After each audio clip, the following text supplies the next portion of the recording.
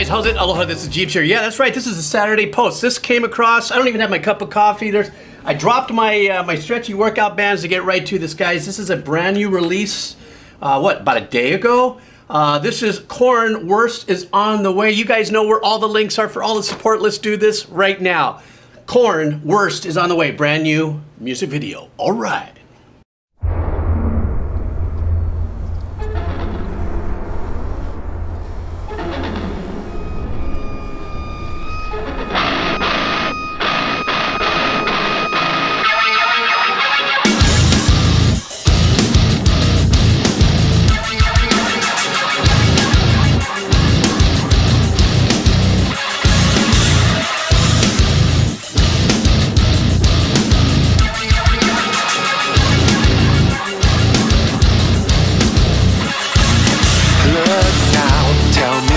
Is nothing, something's playing tricks and it's chipping away.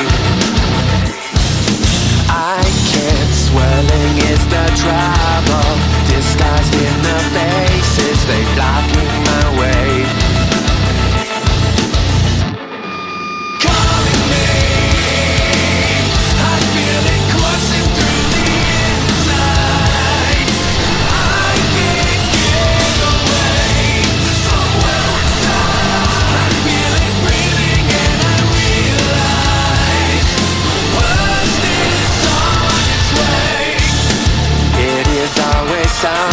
What dark, fat ass tones on the guitar. Thank God for the bass line though, because the tones are so deep and so like guttural, you know, visceral sounding and so just grindy that actually the substance of the chord changes I'm hearing a lot better because of the bass. Now let's talk about the bass for a second. Now, of course, Korn was the very first band for me that really brought me into that sound, I guess, the new metal, you know, when I was back in the day.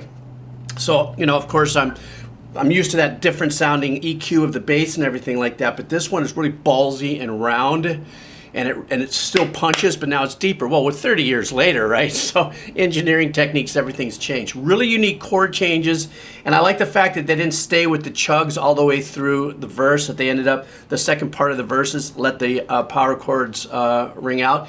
Also, another thing that to me is a staple in Korn, and really they're the only ones, as far as I know and what little knowledge that I have on my channel, that can get away with doing the very unique guitar effects that have these higher clean tones that are these call-outs to like a secondary hook. You know, so already the darker, heavier, chuggier stuff we're all kind of familiar with you know, the journey of the last 10 years in music, but that sound that they do is a big signature move. Now, of course, the other thing is that it's only an 8, we're at a minute 20, and they've already nailed us with the song, with the big hook. And the hook really jammed out there. That melody really stuck out there. But they were in it within a minute to win it, so obviously very well crafted for a short radio play. All right, let's go back a little bit here. We go like this. It is always something, life keeps throwing things that don't go my way. I'm damn, harmful thoughts devour me, all familiar places I can't escape. Calling me, I feel it coursing through the inside, and I can't get away from where it's at. I feel it breathing and I realize the worst is on its way. It makes me sick, but I deal with it.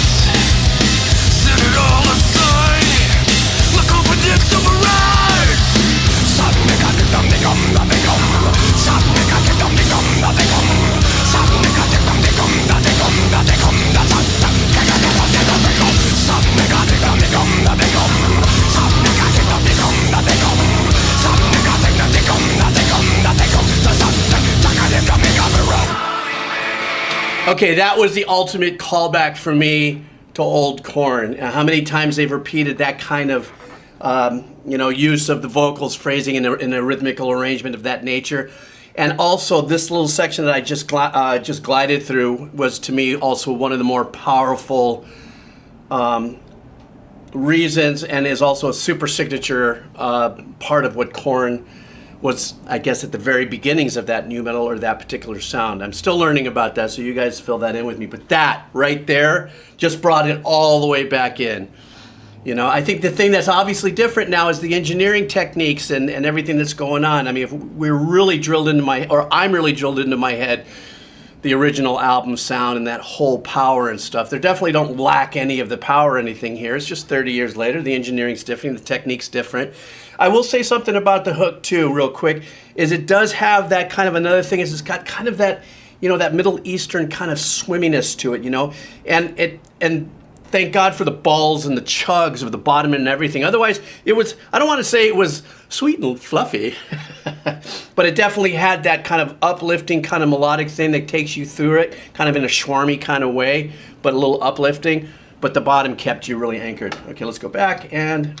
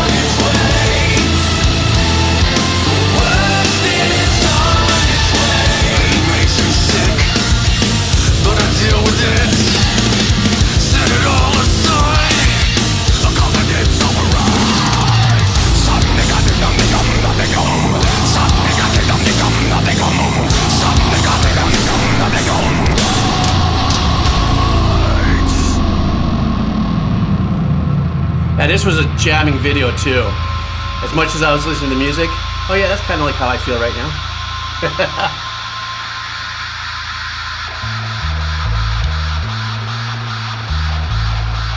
Is that part of the song? Trippy. That was a sick video. Okay, I'm totally pumped for them. Okay, so for me, I have to say that without a doubt, that last 20 seconds, how they comboed, they had that punchy ass riff, and then they closed it with the, you know, that thing that he does and stuff like that. That's the stuff for me. That kills it. Something else I want to say before I dig out. It's a really short video here. The harmony clusters in his hook are real rich, but the intervals are very close. So it kind of battles on the dissonant. Kind of, there's weird little notes that are happening in his background harmonies. If you really dig back into this, the link for this, without me yapping, will be down below for this video.